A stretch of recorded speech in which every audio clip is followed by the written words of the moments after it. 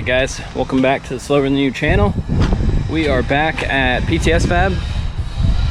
Gonna be working on some Cadillac stuff today. I don't think we're doing anything with that, but I think this is the thing that we got going on today.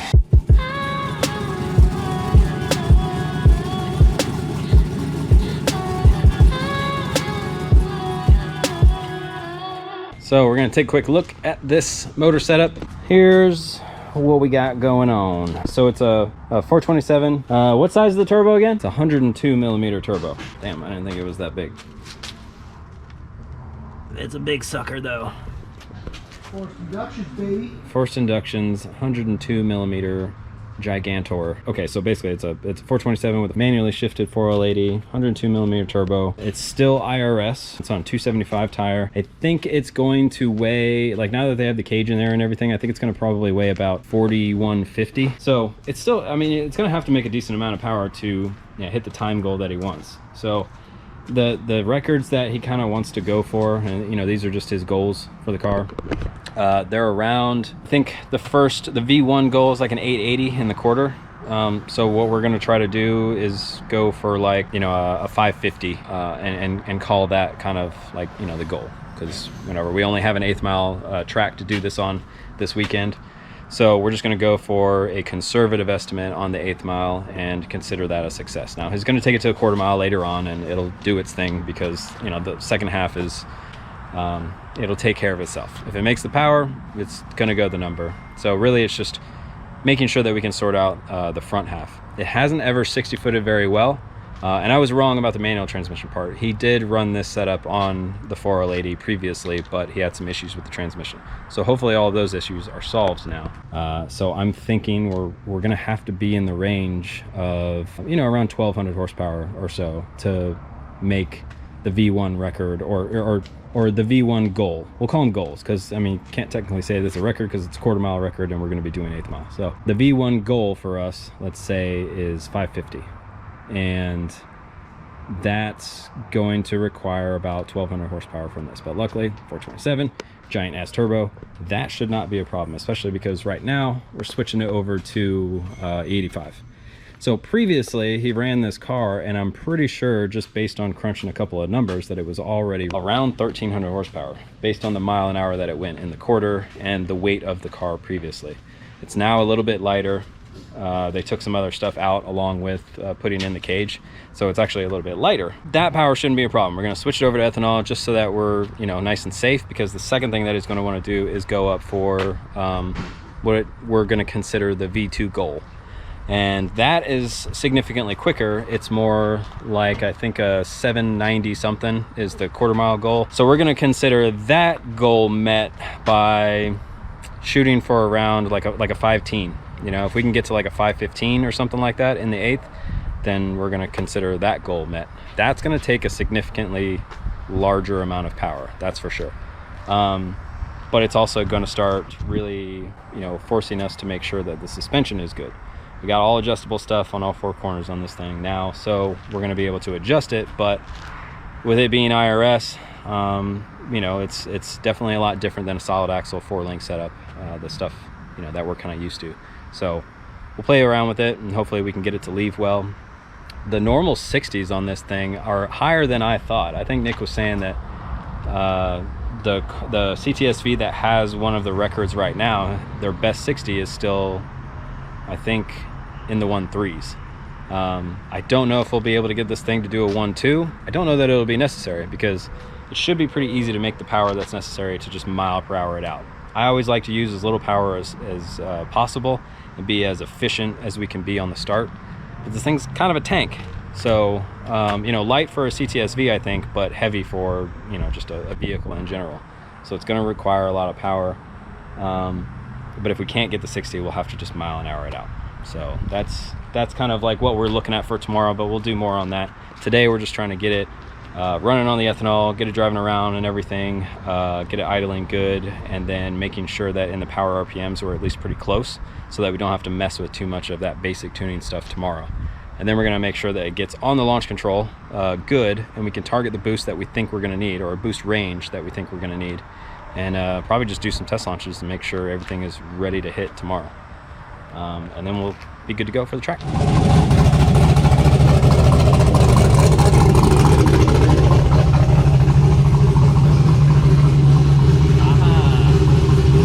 was wondering if you had a different fitting.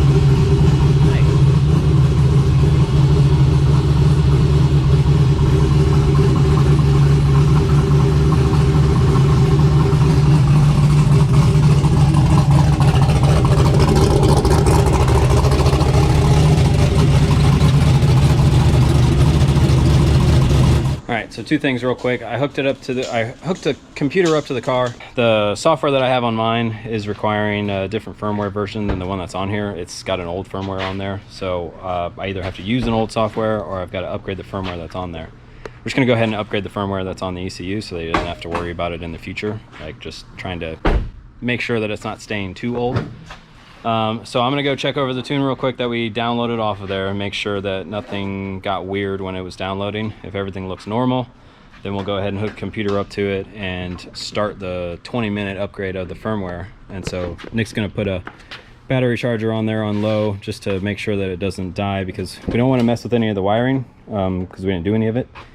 And the water pump and the air pump probably will come on as well. So we just want to make sure that it doesn't die. If it dies during a firmware upgrade, it's like send the ECU in type bad. So want to make sure that doesn't happen. So yeah, we'll check that over real quick and then we'll get the upgrade going. Does that power windows and shit? Woo! Woo! Well, let it sit for a bit. It's got to go through its post-start shit.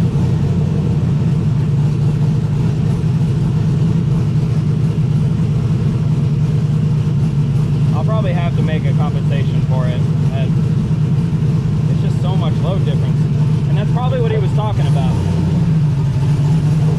Did you have to touch it for that? Oh, okay.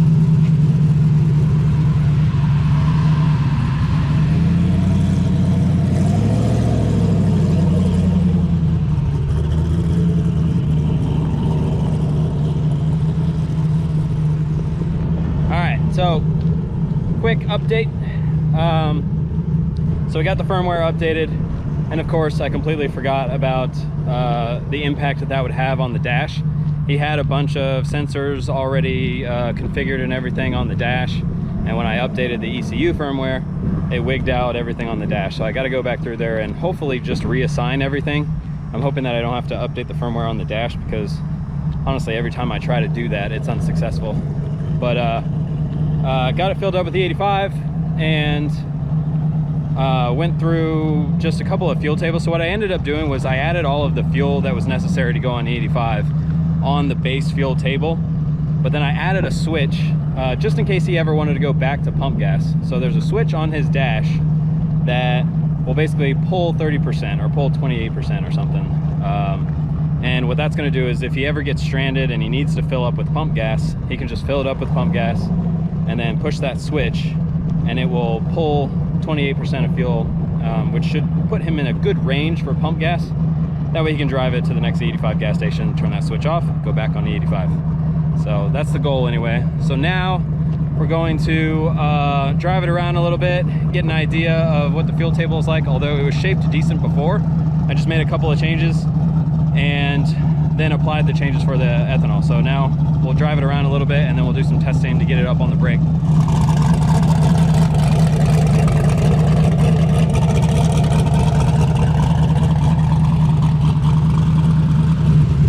So I guess just, is that power steering and everything? Give me a worst case scenario, like go all the way to lock, like so be in gear, start moving forward and go all the way lock on it. Let's see if it'll die. All the way, all the way. Okay.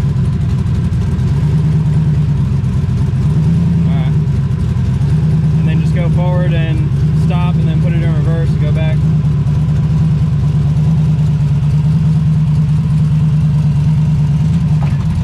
Turn the wheel a bit while you're going back.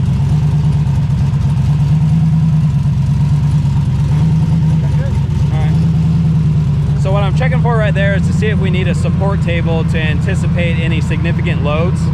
So like, for example, when you use the power steering, it puts a little bit of load on the motor, and sometimes it'll pull the RPM down to where it wants to die.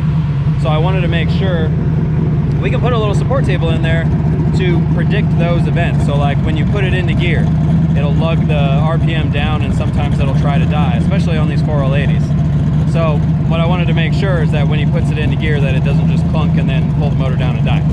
If it did, then we could basically tell it, all right, when you put it into gear, anticipate that it's going to need a higher idle air duty cycle. And it's drive-by-wire, so it'll do it really well.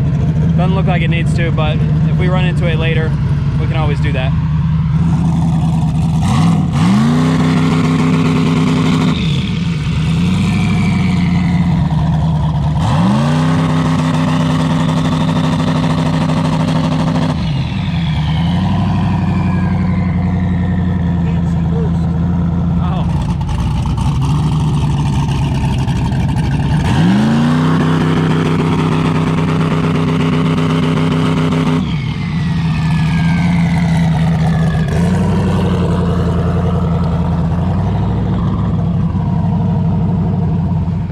Built less boost for some reason. I'm curious. All right, ignition timing was still really high. What the fuck? Why didn't that table retard any timing?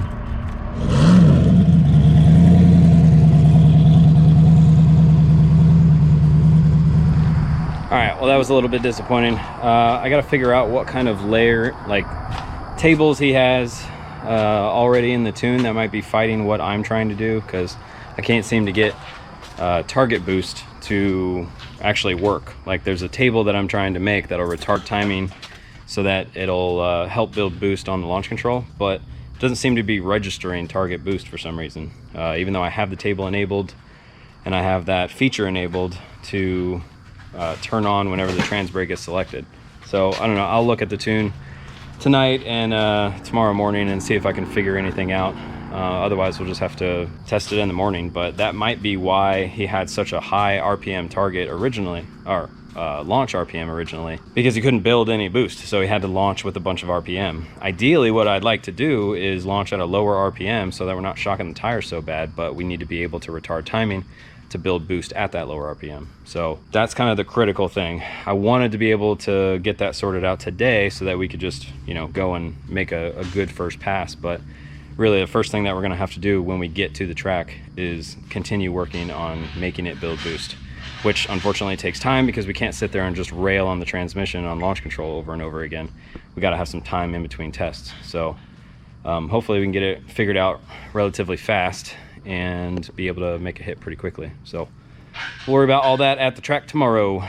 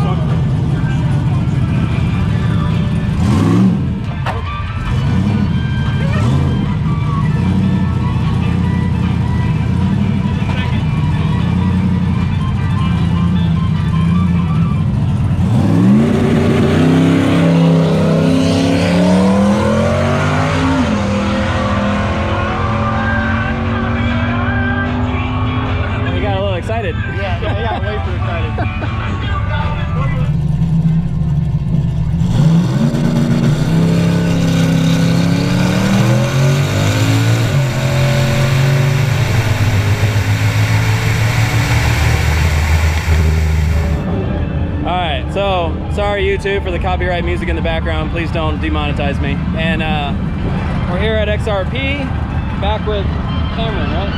Yep. Cameron with the CTSV, the one that we were messing with yesterday, trying to get ready for the track today. The first pass that we did, he was, I think, just a little bit antsy. Plus the trans brake rolled a little bit on him, so he got kind of flustered by that. So he basically just put it on the launch control for like half a second and then went. But we needed some fuel data because we had just switched it over from pump gas to E85. So it'll give us something to look at either way. There's really no like failed pass there because we get something no matter what. So we'll take a look at the data and then go from there. You gotta take it out, that's all. Yeah, I gotta get it sorted out. Yeah, that's fine.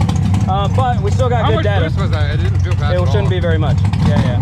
So I gotta go back to the street usually. what I had in the table was 12, but I don't even think it did that. I usually run 18, so it's usually like 400. Okay.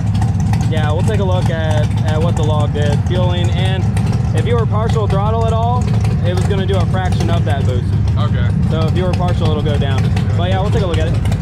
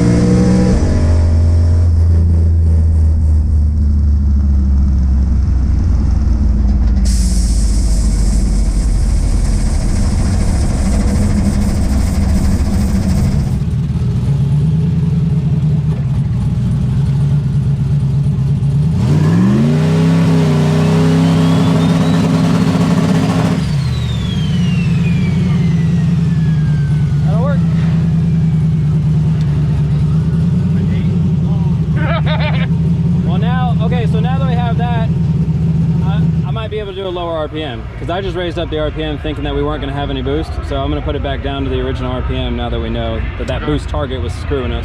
Yeah.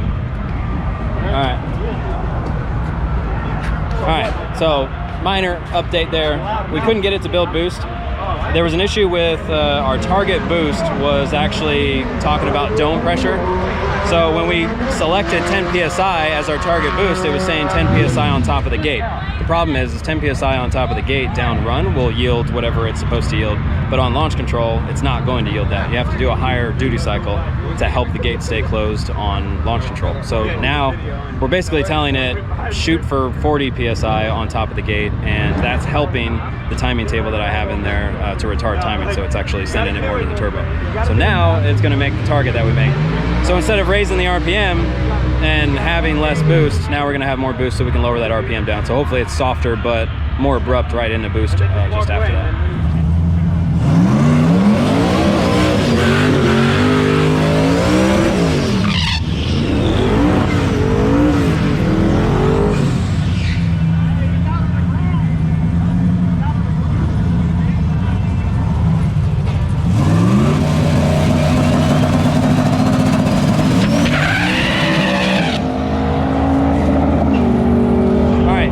Even though that looked absolutely horrible, it was a really good positive step. We actually made boost on the launch control, which was our goal, and then when it left, it just unfortunately it lit the tires up. But we got to see two things: one, what the rear suspension was doing and what the front suspension is doing. We got to go tighter and slow it down on the front suspension, and we got to tighten up the rear a little bit, and that should give us some more mechanical grip to work with. But we got to also soften up the RPM and the boost that it's leaving with. And yeah, well, we're in a good spot now to where we can start working with it. We know how to get it to leave hard. Now we got to control it. All right, so on this next one, we don't seem to be able to make the changes that we want to make on the suspension. So we're just going to be, unfortunately, at the mercy of having to turn it down a little bit. So we're going to try to soften up the hit, ease the power in a little bit slower, just to try to get you know, a pass and see what it'll do, see what we're working with. Yeah, this next one's just going to be a little bit softer. Hopefully he's able to make a pass all the way through.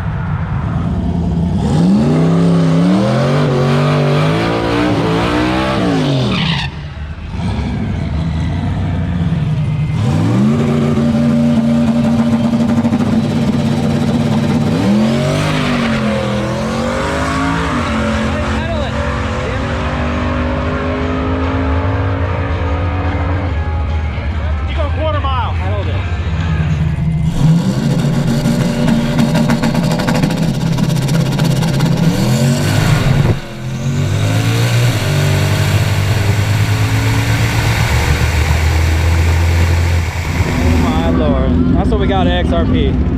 It ain't just the track that's good. I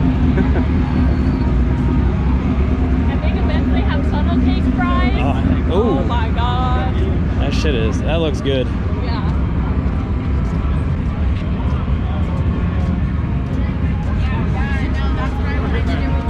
I feel better. You pedal it? Better? No. Well, I think I short shifted. I might have. Oh, that was the second gear shift? drop? Oh, shite. Okay, it looked like, so on the way out it was like good, and I then might have, there was a little bit of a lull. So I'll look at the log, see what it We did. figured maybe since it's 60-footed well, you kind of got a little... Oh, I might have pushed out. Okay. Scared the shit out of me. Okay. Yeah, good. Totally. That was good. Awesome. That was good. Yeah, Okay, 143. Okay. That picked up a lot. So we noticed a little bit of problem on the log. It's taking much more dome pressure to yield the target that it used to.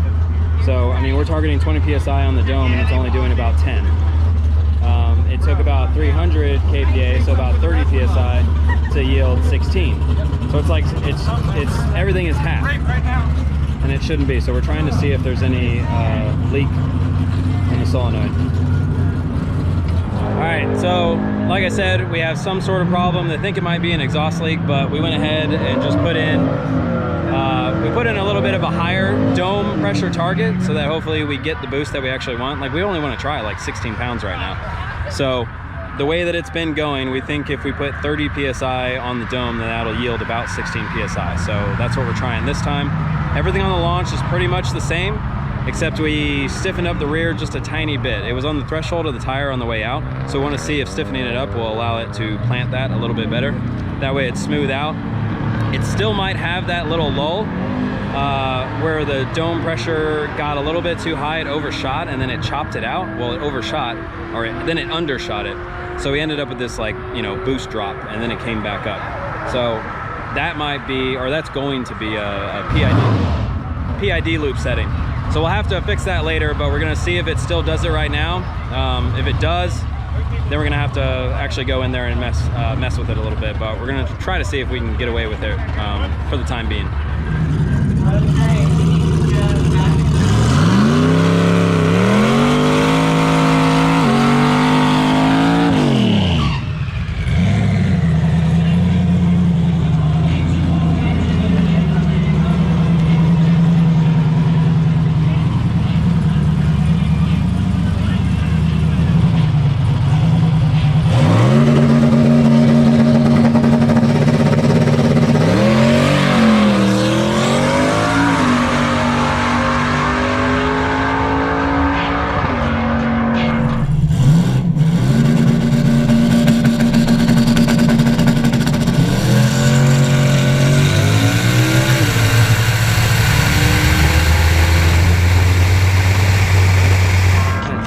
Dude, almost goes quarter every time. Yeah. Yeah, it's overshooting.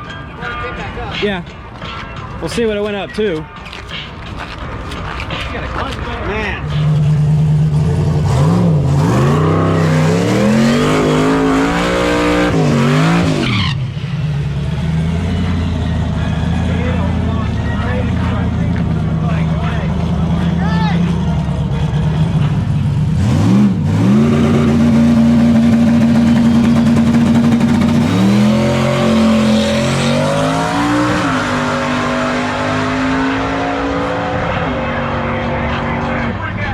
Hit the limiter twice. That could be good. Yeah. We're just gonna let it eat. Fuck it.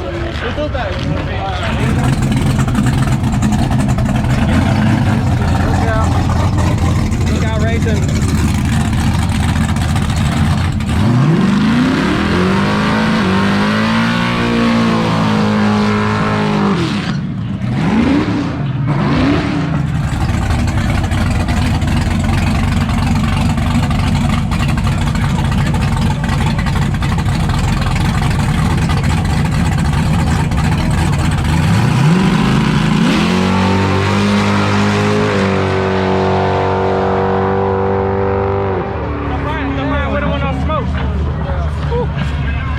Spicy. All right, y'all, we got air.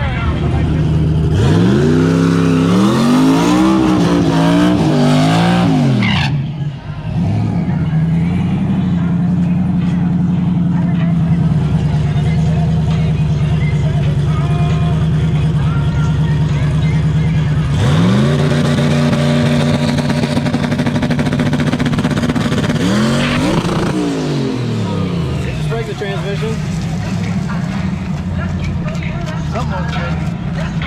All right, breaking axle. I don't see any fluid, so I think it was an axle. Damn it, it was fucking moving though. Damn, yeah.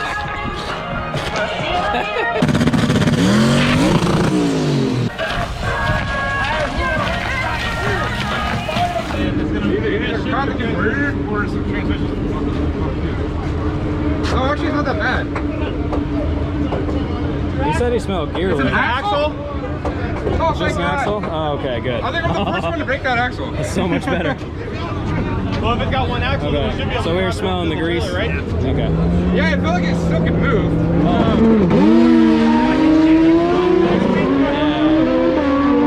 I'm pulling off my axle. He said I'll ship you one next week. Right, it's got a video in it. I have to see that shit. Yeah. That's 1,000 horsepower axle, I guess. Yeah. You just made it your The bitch. horsepower axle. That the is radio so much prep better don't than work. the transmission. Oh yeah. I was just like, oh, damn it.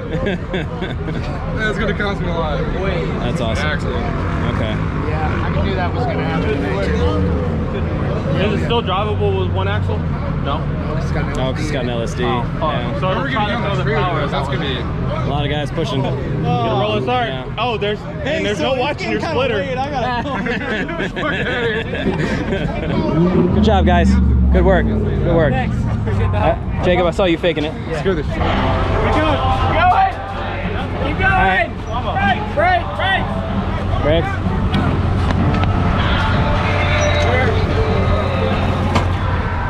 All right, so end of the night. Good news, bad news. We did finally figure out how to get it to leave really hard. Bad news, the axle did not survive that awesome leave. So broken axle. I mean, there's not a whole lot we can do about that. Those axles are supposed to be good for 1,000 horsepower. It's definitely going to be making more than 1,000 horsepower. So that abrupt of a launch, I mean, it's gonna be tough to get that to work. We might not be able to hit it that hard in the future. So it might be something to where we're leaving as soft as we were before, but we really just ramp in the power shortly after that. We were trying to just, make it a really spicy one because we felt that the track and the tires were gonna hold it. They did, it's just drivetrain wasn't strong enough. So not too sure what the next step is on it, but it's got a good calibration in there to go pretty damn fast if it's able to do a full pass. All the fueling and everything is good to go, timing's good to go, so he can pretty much just do his own power control from this point on, depending on the surface. It's in a good spot to continue on in his hands, and he's really good at setting up his own calibration stuff. He's no dummy. He knows how to sort through a lot of that stuff. So now that he's got a good base, we'll just walk him through a couple of the tables that I added in there for getting up on launch control, and he'll take it out to the track. If he needs any help, I'll gladly help out, but I think he'll be able to continue it on from there. So yeah, all in all, pretty good day. So like, share, subscribe, comment, let me know what you thought, the usual thing. And here's a couple of clips from the next video.